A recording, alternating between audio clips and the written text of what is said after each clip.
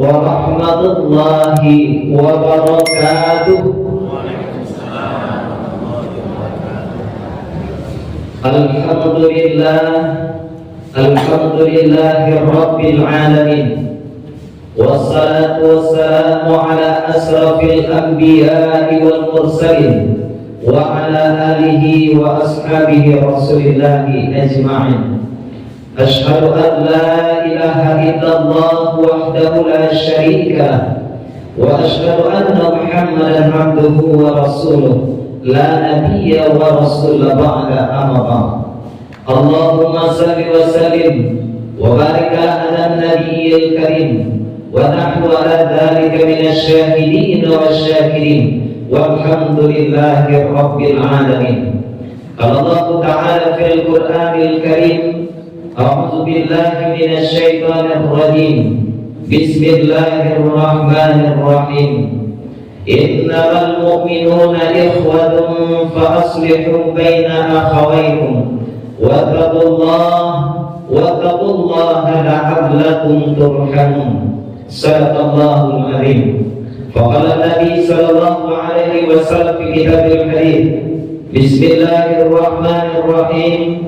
Al-muslimu man salima al-muslimuna min lisanihi wa yadihi. Yang sama-sama kita hormati Bapak Bupati Pasaman yang hadir bersama kita di pagi hari yang berbahagia ini, Bapak-bapak kepala OPD, umumnya hadirin wal hadirat, sidang jemaah yang insya Allah dimuliakan oleh Allah Subhanahu wa Ta'ala.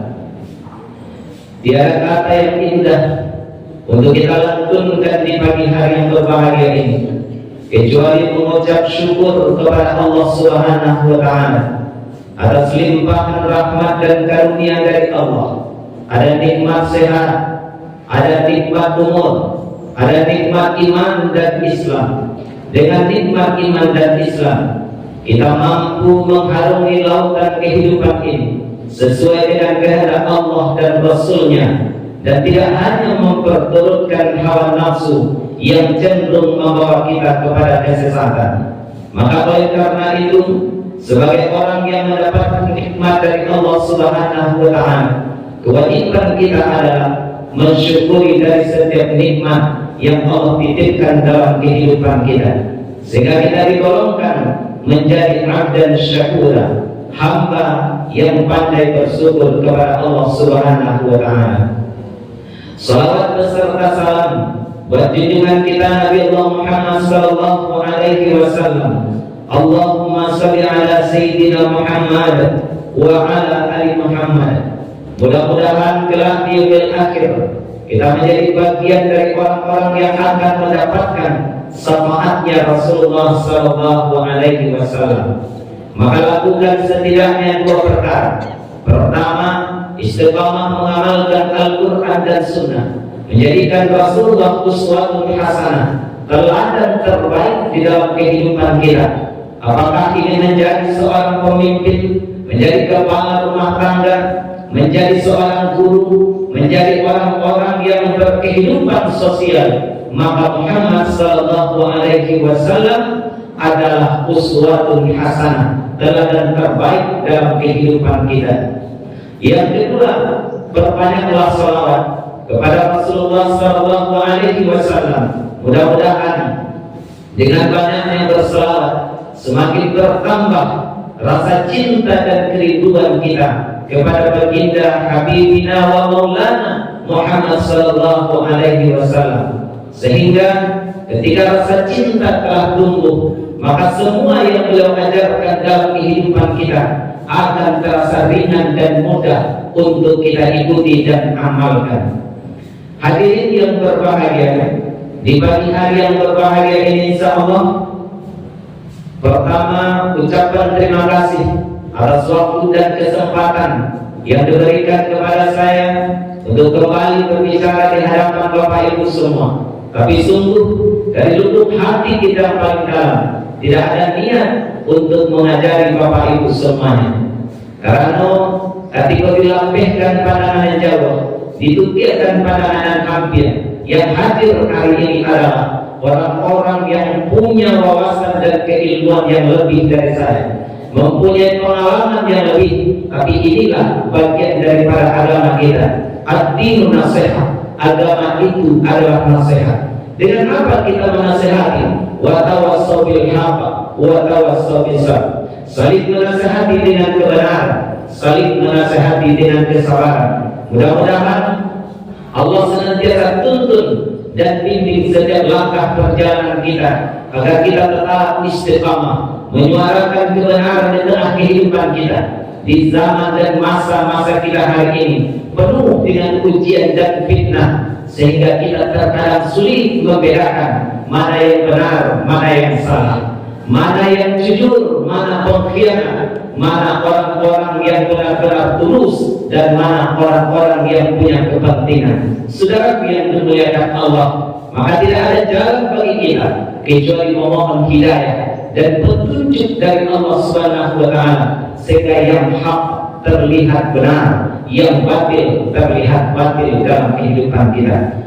Maka di pagi hari ini insyaallah kita akan berbicara dan menyampaikan tentang pentingnya persatuan dan kesatuan di tengah kehidupan kita.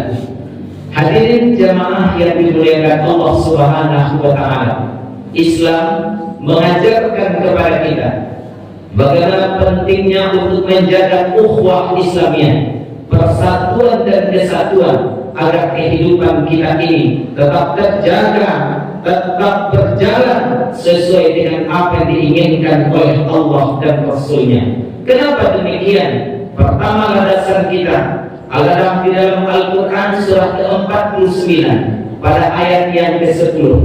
Allah Subhanahu wa taala mengingatkan, innamal mu'minuna ikhwatun. Orang mukmin itu bersaudara. Bagaimana persaudaraan orang-orang yang beriman? Persaudaraan orang yang beriman tidak hanya diikat dengan nasab atau keturunannya, tidak hanya dipandang dengan adanya hubungan darah, tetapi ketika kita sama-sama mengucapkan kalimat la ilaha illallah, maka kita adalah orang yang bersaudara. Bagaimana prinsipnya persaudaraan? Haram hukumnya untuk saling menyakiti, haram hukumnya untuk saling memfitnah, haram hukumnya untuk saling mengkhianati. Maka oleh karena itu, di masa-masa kita hari ini, di waktu-waktu kita sekarang ini, ada pesan-pesan daripada ulama kita. Memang orang-orang mengatakan bahwa ungkapan ini bukanlah hadis Rasulullah, tapi kita melihat ini adalah satu pembelajaran yang sangat penting dalam kehidupan kita. Apa kata para ulama kita? Saya di zaman ala ummati salatinuhum kal asad. Akan datang masanya kepada umatku bahwa para penguasa itu seperti singa. Lihat apa itu? Kalau penguasa sudah seperti singa, maka berikutnya wa wazarahum kal zina. Maka yang akan menjadi pengikut-pengikutnya itu adalah seperti serigala. Oke. Pertama kita lihat bagaimana karakter singa itu. Kalau di hutan yang kita kenal menjadi raja hutan itu adalah singa. Betul Bapak Ibu? Singa kita kenal dengan raja hutan. Pernahkah kita lihat di hutan itu ada pemilihan umum? Tidak ada. Tapi dipilih atau tidak dipilih, dia harus berkuasa. Itu karakternya si singa. Bapak Ibu yang dimuliakan Allah Subhanahu wa taala, mau dia diangkat atau tidak, mau dia dipilih atau tidak, maka dia harus menunjukkan kekuasaannya. Itu adalah singa. Lalu yang akan menjadi pengikut-pengikutnya itu seperti kalbiat, kalziat itu seperti serigala. Maka kalau kita lihat dalam dongeng anak-anak itu, serigala menunjukkan karakter yang begitu licik. Ini melambangkan seseorang yang punya kelicikan untuk menyampaikan dan untuk mewujudkan keinginannya dalam kehidupan ini. Dia tidak peduli antara yang batil dan yang hak. Dia tidak peduli mana yang benar dan mana yang salah. Dia tidak peduli ini adalah kebaikan ataupun kebatilan. Asalkan dia punya keinginan, semua cara akan dia halalkan. Apa itu? Inilah yang disebut dengan serigala. Maka kelicikannya, kate menyilet ke bawah pun akan senantiasa berusaha untuk berbau, asalkan keinginannya bisa terwujudkan dalam kehidupan ini. Kita ingin sering melihat dan mendengar pepatah mengatakan ada serigala yang berbulu domba. Nah, di mana apa itu dengar? Serigala berbulu domba. Ketika masuk ke kandang ayam, pakai bulu ayam. Masuk ke kandang kambing, nyebatuk kambing. Ini artinya dia menunjukkan bahwa seolah-olah terkadang dia orang yang benar-benar akan mewujudkan kemaslahatan bagi kehidupan umat ini. Tapi toh kenyataannya dia bukan berjuang untuk orang banyak, tapi dia berjuang untuk kepentingan pribadinya. Ini kata para ulama, bukan kata Masri. Kita menyampaikan kata para ulama akan datang masanya kepada kita bahwa para penguasa punya karakter seperti singa, dan orang-orang yang mengikut kepadanya adalah seperti serigala. Kate itu majile bantu PD bananan kabau payu berjuang untuk menyampaikan dan manjuang layang-layang setinggi-tinggi. Kabawah ke masyarakat itu bantu PD bananan akan memperjuangkan aspirasi masyarakat banyak. Ternyata dia punya kepentingan tertentu. Kenapa dia berjuang? Karena ada peluang keuntungan secara pribadi. Maka oleh karena itu, Bapak ini yang dimuliakan Allah, kita ingat para pejuang-pejuang bangsa kita ini. Jenderal Sudirman juga pernah mengungkapkan bahwa saya khawatir di suatu masa nanti akankah ada orang-orang yang berjuang seperti kami, yang tulus dan murni adalah untuk kepentingan orang banyak. Hari ini bisa saja boleh jadi berkata untuk kepentingan bersama, tapi di balik itu dia berjuang hanya untuk kepentingan pribadinya.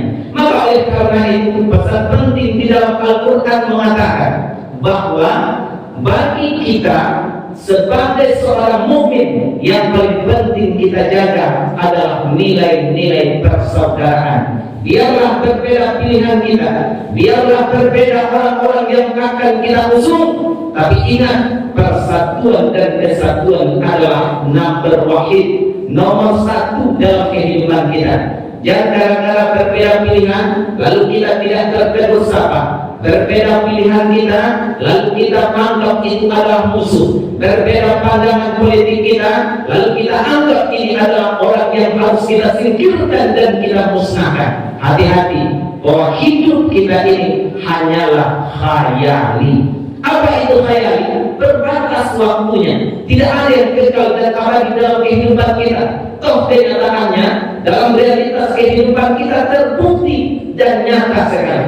Ada kalanya seseorang itu dilantik, ada kalanya seseorang itu menyerahkan jabatan, ada kalanya seseorang itu dihormati, ada kalanya tidak lagi disegani. Inilah realitas kehidupan kita dalam kehidupan dunia ini.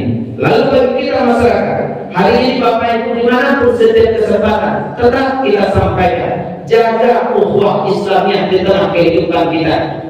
Toh nyatanya dalam kehidupan lawan kadang-kadang di masyarakat di bawah Bapak Ibu ya mati-matian ikut elok, ikut yang terbaik, ikut yang raja ya. Ternyata dia punya kepentingan individu, dia punya kepentingan pribadi. Alih-alih nanti ketika orang yang menanya dapat keuntungan, dapat langit segar tuanya. Ternyata Bapak Ibu melihat Allah Subhanahu wa taala lalu sampai ke bawah, persaudaraan kita singkirkan, persahabatan kita putus, silaturahim pun kita rusak. Akhirnya kok iyo itu, bukan andai apa lalaya dan kita anjurkan, dan kita sampaikan di makadai di madudut, di matape kita kumpul, kira nanya itu, orang yang baik orang santiam, kira santiam nyawa, orang nanya matu kira yang tengah sawah yang ada, baku bangkal dua kebaluan, awak lalai selama aku ini jadi sudah selesai. Maka jadilah masyarakat yang sewajarnya saja. Ya, jadi masyarakat, apalagi ASN, ya, Kita ASN ini dituntut untuk apa namanya? Netral. Karena lupul ada. Jadi itu kaitnya memuliakan Allah. Tapi memang secara umum sebagai warga negara Indonesia kita punya hak untuk berpolitik. Bapak Ibu memuliakan Allah, saya tidak mengajar, tapi ini penting untuk menjaga keutuhan umat. Ini penting untuk menjaga nilai-nilai persaudaraan kita. Apa gunanya kita mati-matian untuk mendapatkan sesuatu yang kita inginkan, lalu orang banyak akan membenci kita. Saudara yang memuliakan Allah Subhanahu wa Ta'ala, melalui kesempatan yang baik dan mulia ini, inilah tugas kita untuk saling mengingatkan bahwa tujuan kita bukan pada jabatan itu, tapi tujuan kita adalah kemaslahatan umat. Di mana kuncinya?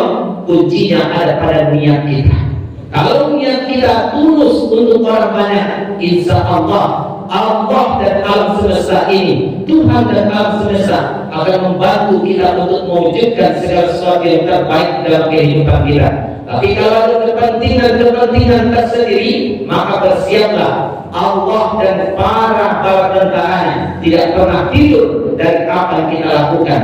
Hadirin yang dimuliakan Allah Subhanahu wa Ta'ala, kita kutip juga ungkapan ceramah almarhum Kiai Haji Zainuddin Kamzat, akan datang masanya kepada kita para orang-orang yang haus akan jabatan, menghalalkan segala cara. Kalau bisa dibeli, beli itu segala sesuatu yang bisa dibeli. Kalau bisa disogok semuanya. Kalau bisa dihilangkan, disingkirkan orang-orang yang jujur dan adil, maka pengkhianat akan naik. Dan kita temukan dalam hadis baginda Rasulullah, kalau tiba di akhir masa Bapak Ibu, akhir zaman, siapa yang dipercaya? Bukan orang jujur. Orang jujur akan tersingkir. Yang dipercaya adalah para pengkhianat. Kalau pengkhianat yang naik, maka tadi yang akan menjadi bawahannya, yang akan menjadi penegak hukumnya, itu adalah seperti serigala.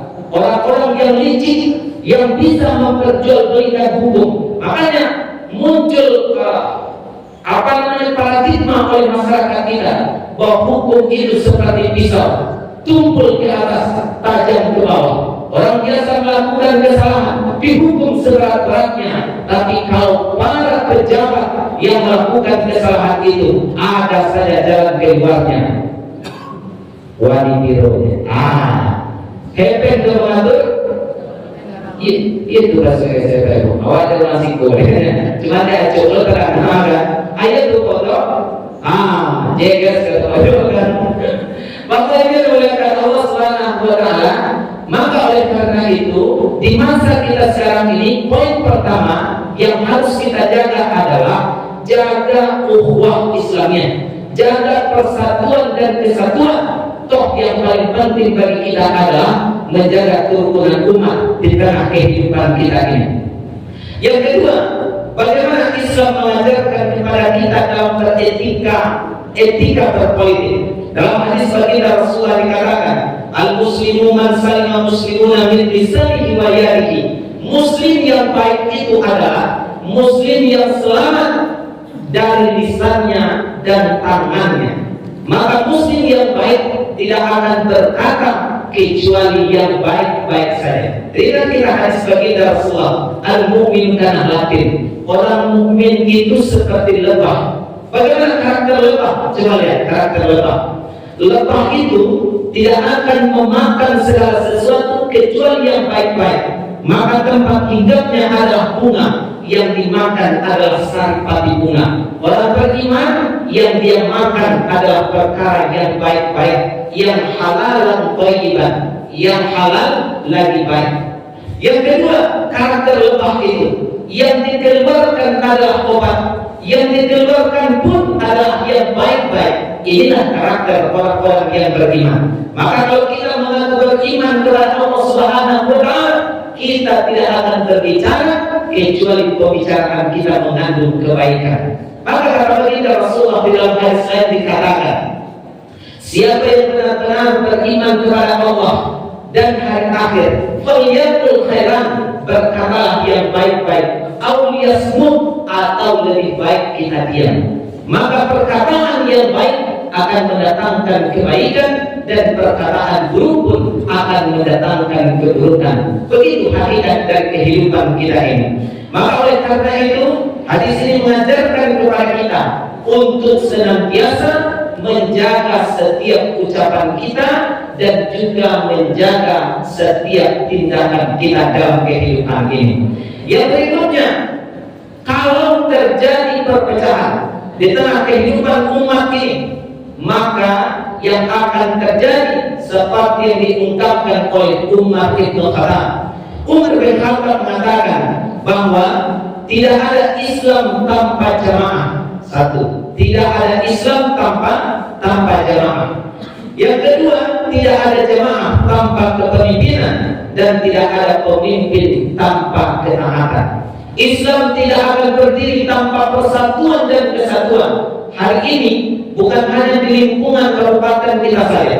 Kita tahu bahwa Islam secara menyeluruh hari ini kita sedang dijajah. Saudara dimuliakan Allah, memang kita tidak lagi dijajah seperti masanya Rasulullah SAW.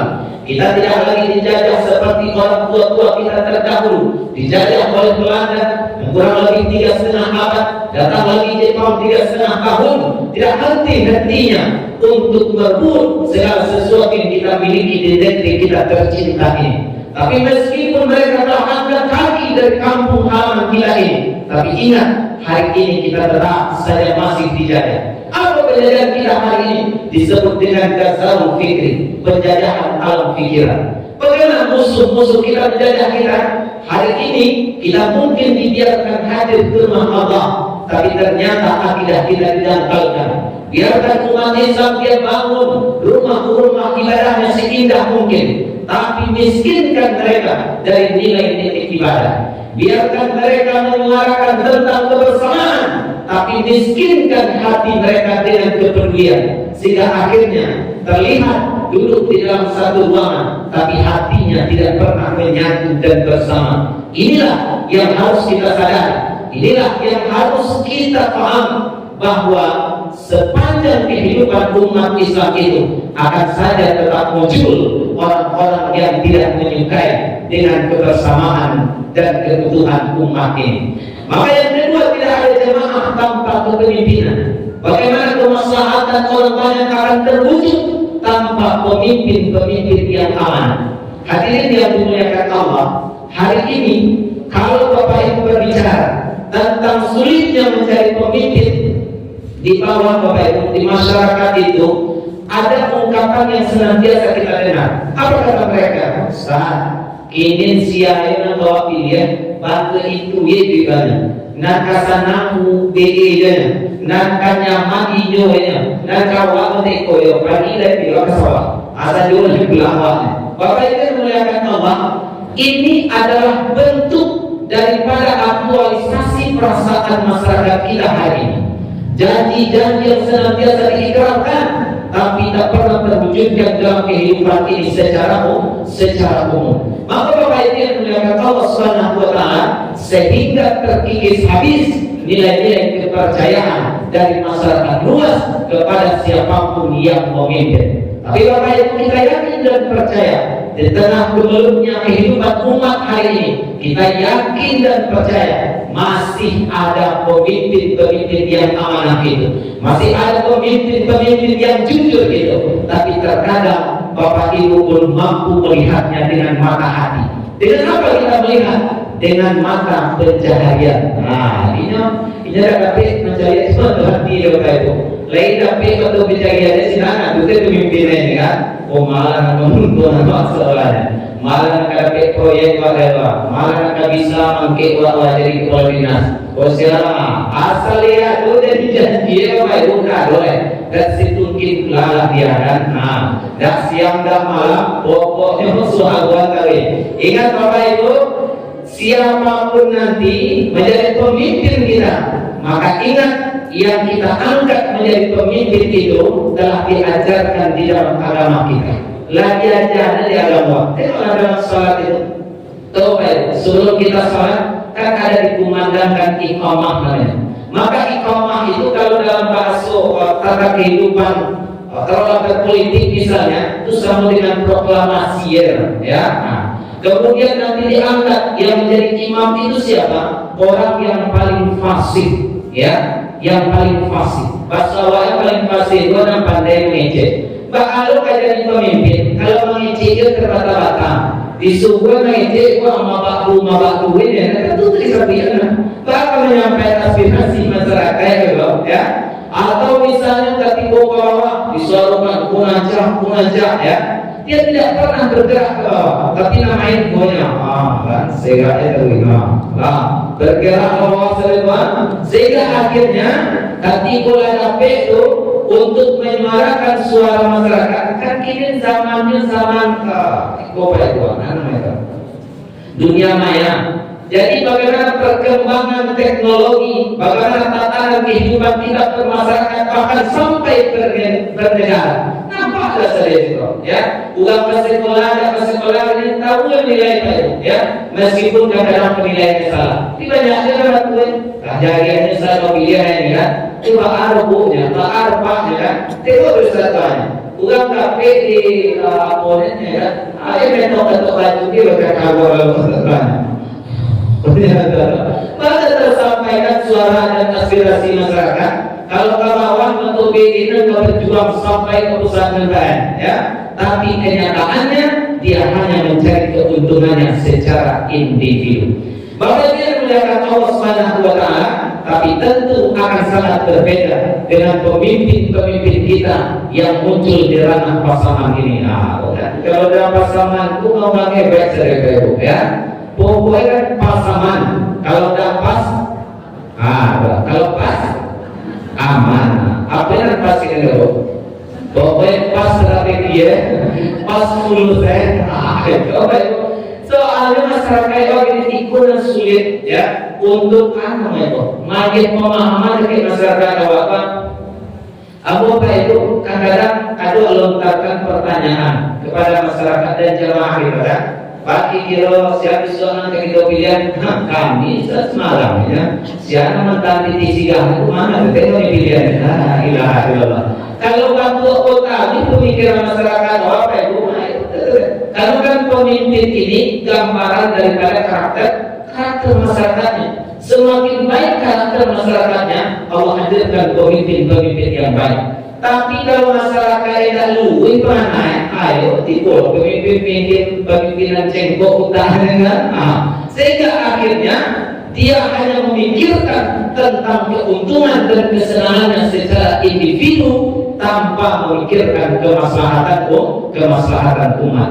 Bahkan dia mengatakan Allah Subhanahu wa Ta'ala. Yang berikutnya, tidak ada kepemimpinan tanpa ketaatan. Ini kata Umar bin Khattab. Maknanya apa? Tidak akan lahir pemimpin-pemimpin yang ideal tanpa ketaatan kepada Allah Subhanahu wa Ta'ala. Apa artinya kita cerdas mengatur kehidupan masyarakat banyak, tapi kita tidak cerdas membangun hubungan kita dengan Allah. Kita mungkin dipandang dan dihormati sekali oleh orang banyak, tapi di mata Allah tidak adalah orang yang hina. Pemimpin punya kesempatan untuk mendapatkan tiket dan naungan nanti di yaumil akhir kelak. Tapi pemimpin punya tiket juga untuk meluncur lebih cepat ke dalam neraka. Apa itu? Ya 20 menit. Salah di dunia, salah di akhirat. Salah keseluruh, salah kedato. Kalau yang amanah, jujur, adil untuk memikirkan kepentingan orang banyak, maka terbentang jalan di surga. Baca kini baik itu. Ya, baik itu. Tapi kalau menyulitkan orang banyak, maka bersiaplah. Dia adalah orang yang pertama akan dilemparkan ke dalam nerakanya Allah Subhanahu wa Ta'ala. Lalu kecil masyarakat di bawah, itu kan pemimpin ya dengan berarti kita lama dia jalannya. Ini sama itu nama dan kita Tuhan ada sama kita itu di atas dunia ini. Siapa kita nanya, siapa kita Tuhan, maupun yang berkumpul sambil orang berkuar itu ingat dari koalisi yang malam disampaikan apa? Gue Pak seperti yang kita ungkapkan tadi, latihan Tuhan separuh naya dibuangin kuaikan malu kira apa? Tapi kalau sesuatu yang dua kepalanya tetap kuai sederhana. Ini jadinya artinya apa? kehidupan yang kita pikirkan hari ini Bapak Ibu yang muliakan Allah Subhanahu wa taala, kita butuh benar-benar pemimpin yang penuh dengan ketaatan. Jadi yang dia pikirkan bukan hanya tentang kehidupan kita sekarang, tapi bagaimana dia membangun hubungan baiknya dengan Allah Subhanahu wa taala. Kalau amanah Allah sudah dia tunaikan, pasti dengan mudah dia akan mampu menunaikan amanah orang banyak. Tapi kalau hubungannya dengan Allah, salatnya tidak mantu, ibadahnya tidak jalin, ketaatannya naudzubillah ya, itu menangkap pemimpin menjadi pemimpin orang banyak. Kalau dalam skala kecilnya Pak, misalnya dari para orang tua misalnya, Bapak Ibu sekali calon menantu, anak bertanya kepada bos sekali, pasti ratu-ratu yang ditanya adalah pekerjaan, betul Pak? Adiku misalnya udah kawinana hari dua rumah, anak pertama kajuan, setelah perkenalan si anakmu dimakan buang, lalu pertanyaan berikutnya apa? Di mata cara jogen, di sikolo keluar juga tuh, putih boy lagi tuh, kini dia bisa ibu mela tebu kakak no dua kali dua ini dipakai awal Cina lo nih mau hilang, wasabi kan lagi mah, tuh elok nampaknya lo, jangan nampaknya lo, pikirlah, tentuan lagi lagi lo, kilo sasapakan sudah balik kadang, aduh seorang lagi. Tidak di panen, apa teh balik kadang, abi modal balik 1 juta, dibuka mahadainya lalu karena tapi 1 juta untuk saya duit, kilo ya, 5 juta, utang tapi 1 50 sapakan sudah tua, dibawa anak retek debt collector. Meminta utang rumah akhirnya dengan keluarga utama itu pertama-tama karena Bapak Ibu melihat Allah Subhanahu wa taala, maka jangan terkecoh dengan tampilan luar saja. Kenali secara lahiriah dan batinnya, lihat kesehariannya. Kalau kece Anies Baswedan, tengok rekam jejaknya. Coba seorang motivasi orang hebat ini kan. Bapak Ibu melihat Allah Subhanahu wa taala, maka oleh karena itu pernyataan Umar bin Khattab ini mengajarkan kepada kita bagaimana pentingnya menjaga persatuan dan kesatuan di tengah kehidupan umat ini. Ini paling penting. Yang berikutnya, tolong wujudkan tatanan kehidupan berpolitik ini dengan sopan dan bermoral. Bapak Ibu muliakan Allah, hari ini dimanapun daerahnya, dimanapun tempatnya, hanya karena terkadang demi kepentingan politik hilang moral dan akhlaknya, hilang tatanan kehidupan kemuliaan bagi jati diri seorang hamba Allah yang disebut dengan al-insan, disebut dengan manusia. Bagaimana moral bisa hilang? Karena dia tidak lagi memikirkan mana yang baik dan mana yang buruk, mana yang halal dan mana yang haram. Yang penting dia bisa meraih dan merebut kekuasaan itu. Kalau ini dia tanamkan di dalam jiwanya, maka inilah karakter pemimpin para pengkhianat di negeri kita ini. Maka oleh karena itu, Bapak Ibu yang muliakan Allah Subhanahu wa taala, tolong ajak sanak famili kita, kerabat-kerabat kita untuk senantiasa berpolitik dengan santun. Jaga lisan kita. Kalau kita bermedsos, bermedia sosial, tolong tulis yang baik-baik. Kalaupun kita punya sesuatu yang harus kita naikkan, punya orang-orang yang akan kita agungkan, misalnya dalam kehidupan kita ini, yang kita sanjung dan kita puji, tolong jangan hinakan orang lain, karena di sana akan memunculkan perpecahan di tengah kehidupan kita ini. Toh kalau yuk misalnya nanti dosaku adalah kebenaran, maka kita termasuk orang-orang yang jujur. Tapi tidak harus menjadi jujur. Menjadi jujur itu harus kita menghinakan orang lain, tidak. Maka mulia tanpa menghinakan orang lain, naiklah tanpa menyingkirkan orang lain, maka raihlah kesuksesan dalam hidup di dunia dan di akhirat kita dengan bekal keimanan kepada Allah Subhanahu wa taala. Bapak Ibu yang dimuliakan Allah, kalau iman sudah tergadai dalam kehidupan kita, yang paling prioritas adalah tentang keuntungan duniawi, maka di sana kehancuran akan senantiasa kita dapati dalam kehidupan kita ini. Tapi kalau iman masih bersarang di dalam dada kita akan tahu mana yang baik dan mana yang buruk, mana yang benar dan mana yang salah, mana yang seharusnya kita lakukan dan mana yang seharusnya kita tinggalkan. Maka barometernya adalah nilai keimanan, filternya adalah iman atau tauhid di dalam dada kita. Kalau iman masih bersarang di dalam dada kita, setiap tindakan akan melahirkan perbuatan yang mulia, lalu kita diantarkan menjadi insanul kamil, manusia yang sempurna di mata Allah Subhanahu wa Ta'ala. Pesan untuk kita semuanya, Bapak Ibu yang memuliakan Allah, berjuanglah dan bermujahadahlah, bersungguh-sungguhlah untuk meraih segala sesuatu yang kita impikan dalam kehidupan ini, tanpa menggadaikan nilai-nilai keimanan kita kepada Allah Subhanahu wa Ta'ala. Toh kita semua yang hadir ini adalah orang-orang yang beriman, orang-orang yang percaya bahwa dunia ini hanyalah khayal, semua berbatas waktunya, suatu saat nanti pasti akan kita tinggalkan, suatu saat nanti pasti akan berubah.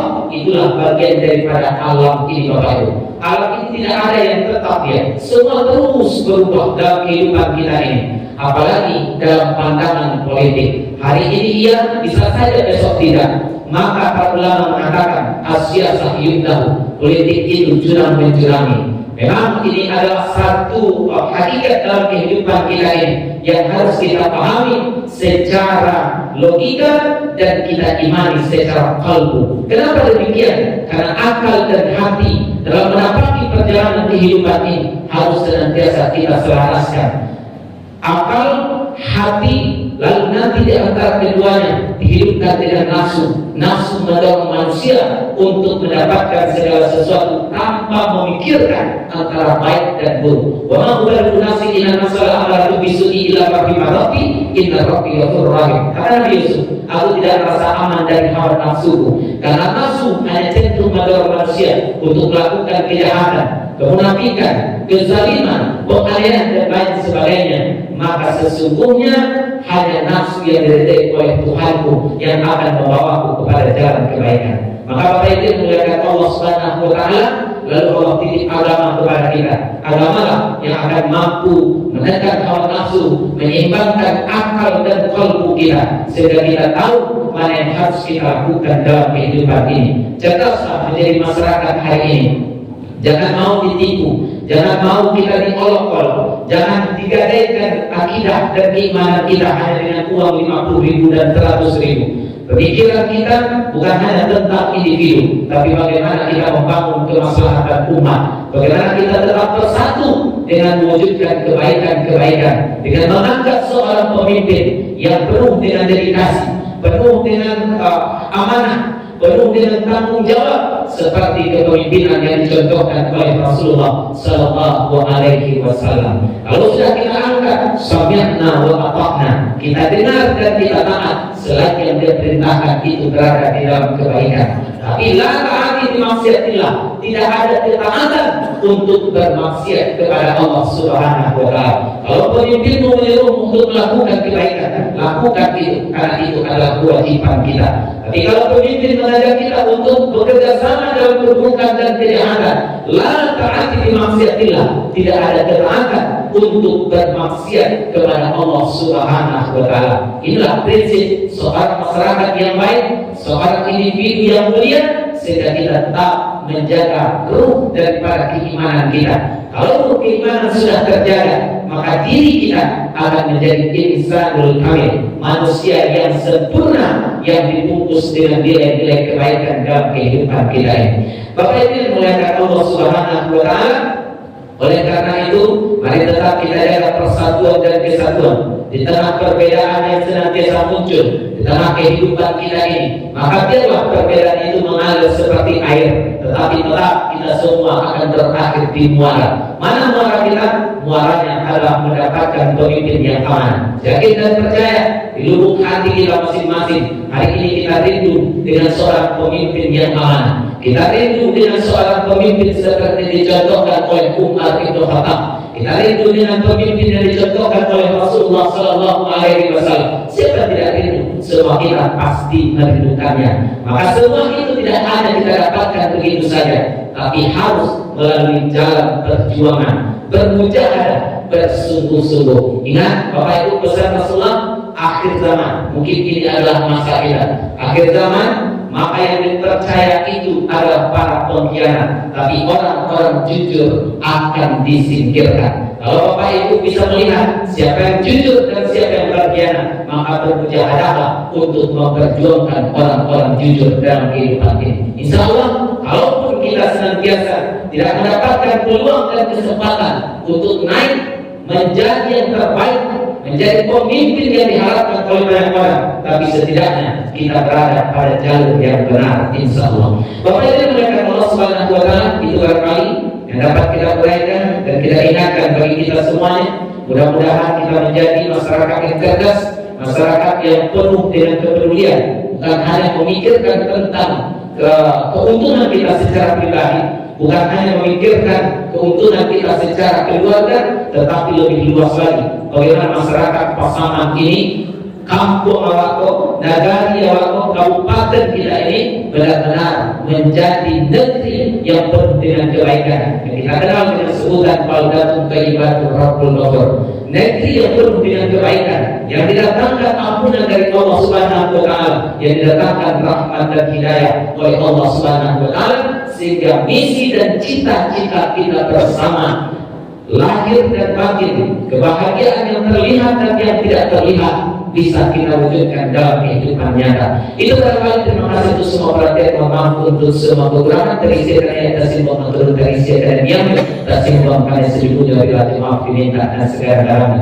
Tidak ada kepentingan apapun bagi kita, tapi ini adalah nasihat untuk kita semuanya. Tidak ada niat untuk mengecilkan seseorang dan membesarkan yang lain, tidak.